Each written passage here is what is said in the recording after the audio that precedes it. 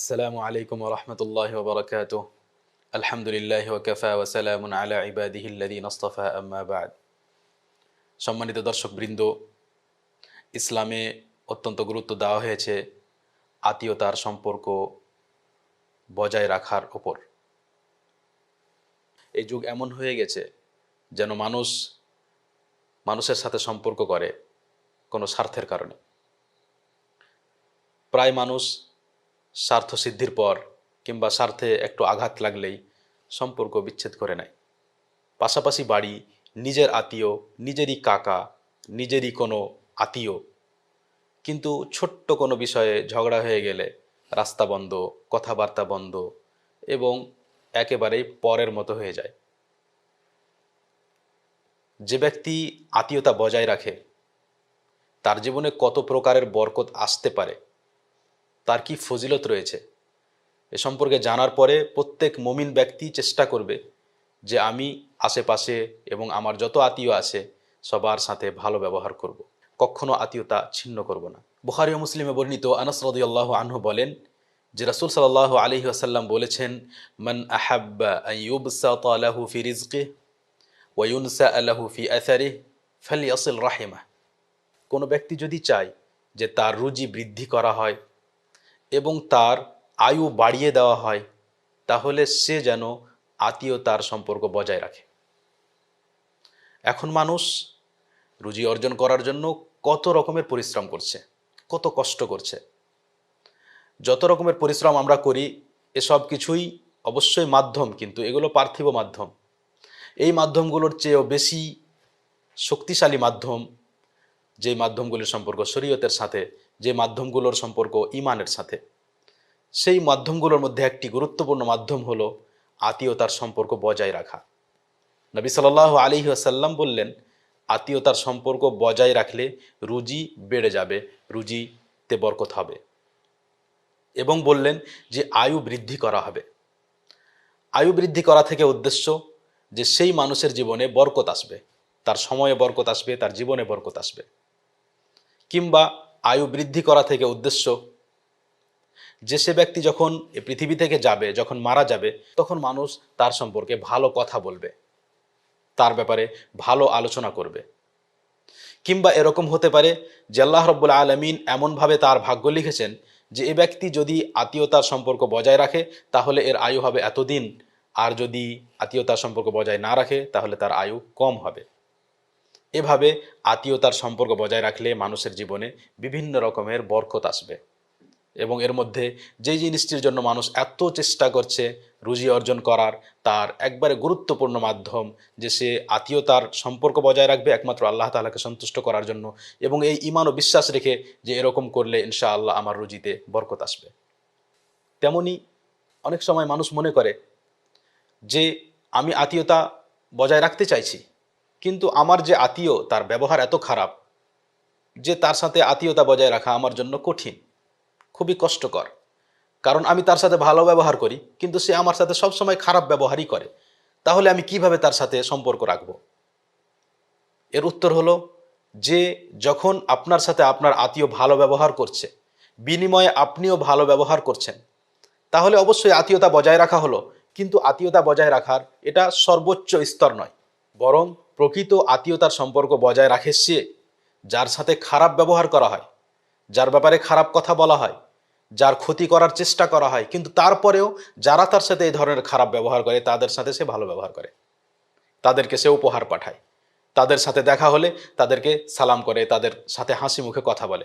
অথচ এই ব্যক্তি জানে যে তারা তার শত্রু এবং তার সাথে শত্রুতা করে, তার ক্ষতি করার চেষ্টা করে।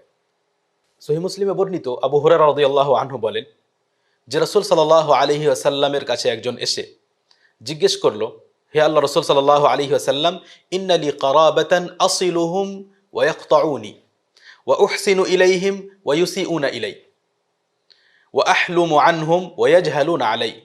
হে আল্লাহ রাসূল সাল্লাল্লাহু আলাইহি ওয়াসাল্লাম, আমার কিছু এমন আত্মীয় আছে যে আমি তাদের সাথে ভালো ব্যবহার করি, তারা আমার সাথে খারাপ ব্যবহার করে।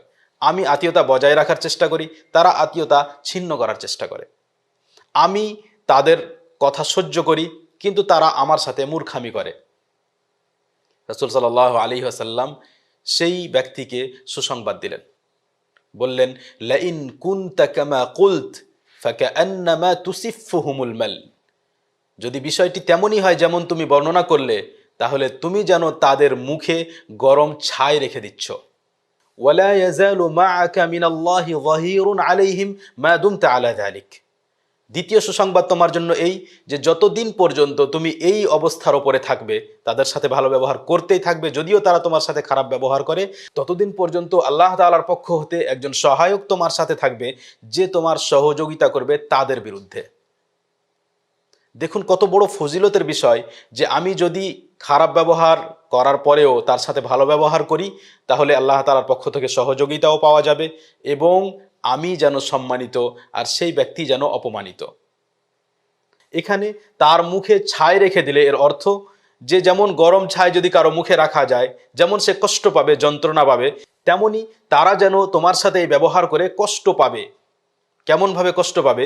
যে তাদেরকে শাস্তি দেওয়া হবে এই সম্পর্ক বিচ্ছিন্ন করার কারণে, কিন্তু তোমার কোনো ক্ষতি তারা করতে পারবে না। দ্বিতীয় অর্থ যে এইভাবে তুমি যেন তাদেরকে তাদেরই নিজের চোখে অপমানিত করে দিলে। এই মানুষগুলো যারা তোমার সাথে খারাপ ব্যবহার করছে, অথচ তুমি কখনো তাদের সাথে কোনো খারাপ ব্যবহার করো না, এরা যখন অনুভব করবে যে আমরা আসলে তার সাথে ভুল করেছি, তখন নিজেরাই অনুতপ্ত হবে এবং নিজেদের চোখেই অপমানিত হয়ে যাবে। তেমনই একটি সুসংবাদ সেই ব্যক্তির জন্য যে নিজের আত্মীয়দের খবর রাখে, তাদের সাথে ভালো ব্যবহার করে, তাদের সহযোগিতা করে তাদের প্রয়োজন হলে।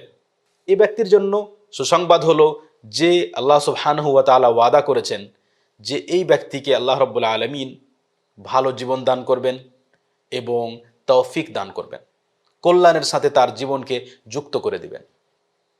সহিহ বুখারীতে বর্ণিত আবু হুরায়রা রাদিয়াল্লাহু আনহু বলেন যে রাসূল সাল্লাল্লাহু আলাইহি ওয়াসাল্লাম বলেছেন, ইন্নাল্লাহা খালাকাল খালক হাত্তা ইযা ইনতাহা মিন খালকিহি কামাতির রাহিম ফাকালাত হাযা মাকামুল আইযি বিকা মিনাল কাতিআহ। যে আল্লাহ রাব্বুল আলামিন যখন সৃষ্টি করার কাজ সম্পন্ন করলেন, তখন আত্মীয়তার সম্পর্ক আল্লাহ রাব্বুল আলামিনের সামনে দাঁড়িয়ে বলতে লাগলো যে আমি তোমার সামনে দাঁড়িয়েছি আত্মীয়তা বিচ্ছিন্ন হওয়া থেকে তোমার আশ্রয় চাওয়ার জন্য, যেন আমাকে কেউ বিচ্ছিন্ন না করে, আমি তোমার কাছে আশ্রয় চাইছি। তখন আল্লাহ রাব্বুল আলামিন বললেন, আমা তারদাইনা আন আসিলা মান ওয়াসালাক ওয়া আন আকতা মান কাতাক। তুমি কি এই কথায় সন্তুষ্ট নও যে যে তোমাকে যুক্ত করবে আমি তাকে যুক্ত করব, আর যে তোমাকে কেটে দিবে আমি তাকেও কেটে দিব। উদ্দেশ্য যে যে সম্পর্ক বজায় রাখবে আমি তাকে কল্যাণের সাথে যুক্ত করব, তাকে তৌফিক দান করব, তার জীবন সুন্দর হবে।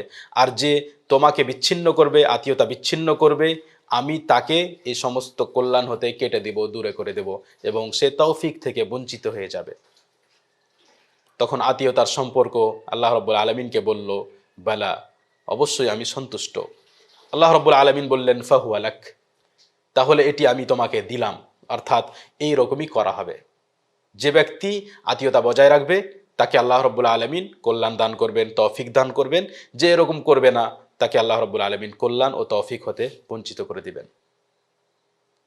এভাবে বহু হাদিসে রাসূল সাল্লাল্লাহু আলাইহি ওয়াসাল্লাম আমাদেরকে আত্মীয়তা বজায় রাখার ফজিলত শুনিয়েছেন, যার উদ্দেশ্য যে আমরা যেন আশেপাশের আমাদের আত্মীয়র বা দূরের হলেও তাদের খবর রাখি এবং তাদের সাথে ভালো ব্যবহার করি। আত্মীয়দের সাথে ভালো ব্যবহারের মধ্যে তাদের খোঁজ খবর রাখা, তাদের মধ্যে যারা দরিদ্র গরিব, আমি যদি তাদের সহযোগিতা করতে পারি তাহলে তাদের সহযোগিতা করা এবং তাদেরকে ভালো কাজের আদেশ দেওয়া, খারাপ কাজ হতে নিষেধ করা, তারা কোনো বিপদে পড়লে তাদের সহযোগিতা করা, বিভিন্ন রকমভাবে তাদের পাশে থাকা, এ হলো আত্মীয়তা বজায় রাখা, যার ফজিলত যে এরকম করলে মানুষের জীবনে বরকত আসে, তার রুজিতে বরকত হবে, তার রুজি বৃদ্ধি পাবে, তেমনি তার আয়ু বৃদ্ধি পেতে পারে, তার জীবনে বরকত আসবে এবং আল্লাহ রাব্বুল আলামিন তাকে বিভিন্ন কল্যাণের এবং নেক আমলের ও ভালো কাজের তৌফিক দান করবেন। হে আল্লাহ রাব্বুল আলামিন আমাদের সকলকে আত্মীয়তা বজায় রাখার, নবী সাল্লাল্লাহু আলাইহি ওয়াসাল্লামের অনুসরণ করার তৌফিক দান করো। ওয়া সাল্লাল্লাহু ওয়াসাল্লাম ওয়া বারাকা আলা নবিয়িনা মুহাম্মদ ওয়া আলা আলিহি ওয়া আসহাবিহি আজমাইন। আসসালামু আলাইকুম ওয়া রাহমাতুল্লাহি ওয়া বারাকাতুহু। هدى للناس.